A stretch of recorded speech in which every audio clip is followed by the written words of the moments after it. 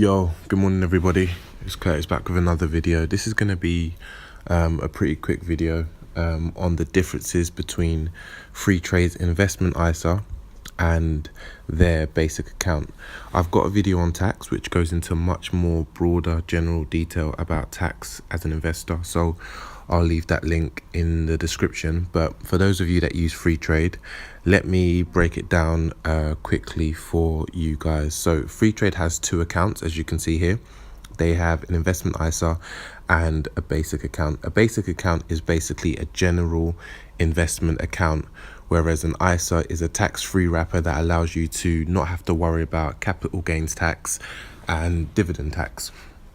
Now, Freetrade charge £3 a month for the ISA, so effectively that's £36 on a yearly basis, which I think is a pretty decent value for money. If you look at some of the other high street banks, with Barclays you get a 0.2% charge on purchasing funds, you get another 0.1% charge on other investments.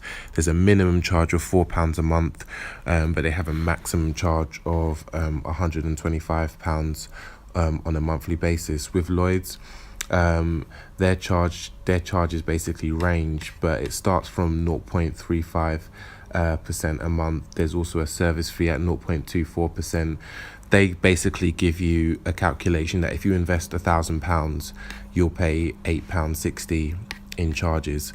And Santander, they as an example, they're on 0.35% for just the platform charges, and then you pay a set of charges in terms of your investments as well. So a lot of them don't have the most competitive pricing compared to Freetrade, but obviously historically, before the likes of Freetrade and other sort of very low barrier to entry investment products, these banks were just competing with themselves, so they could charge higher fees. But Freetrade is obviously trying to change that game. So in short, I think £3 a month isn't that expensive considering what you're getting for it.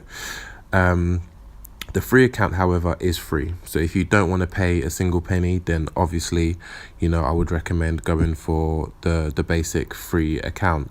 Now, in terms of the differences, everyone in the UK has a tax-free allowance for capital gains tax and for dividends tax. For capital gains tax is £12,000 annually. For dividends tax is £2,000 annually.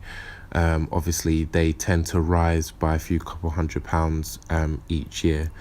Now, it's similar to your salaries. The first 12.5% of your salary is tax-free. So everyone has a tax-free allowance. So just bear that in mind.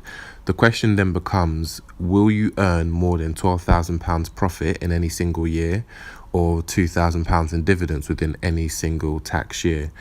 Now, if you don't think you will, and I'm in that bucket where I don't think I will, obviously, then actually a free account, the basic account, is the one that's right for you, because obviously it means that you don't pay any fees, so you save £36 a year, and obviously you don't have to really worry about tax because you're not going to be paying any capital gains or any dividends tax.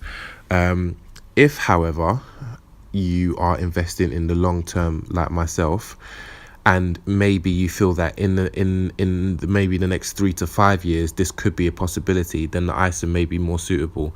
You have to look at your earning potential, how much you're planning to invest, and kind of work it out for yourself. But if I take myself as a personal example and trying to be as transparent as I can, I would try to aim to hit the 20,000 ISA limit every year. It might not be possible year in, year out, but I would go for that aim.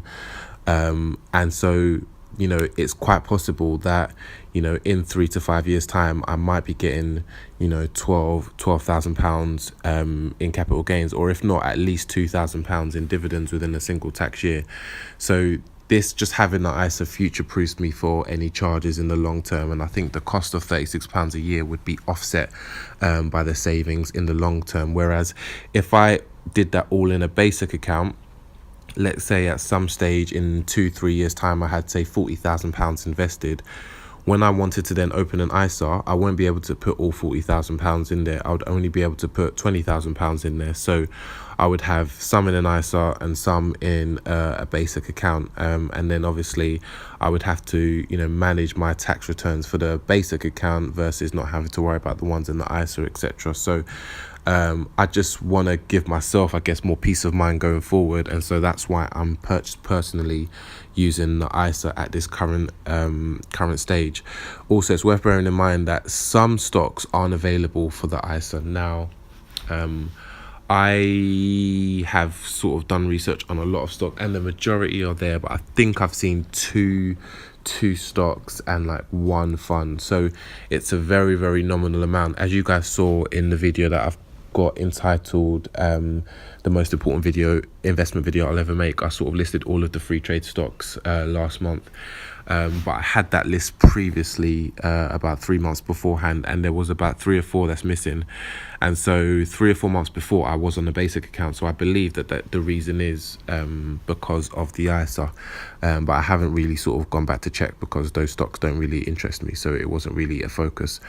But yeah, in short, investment ISA is going to cost you £36 a year, £3 a month.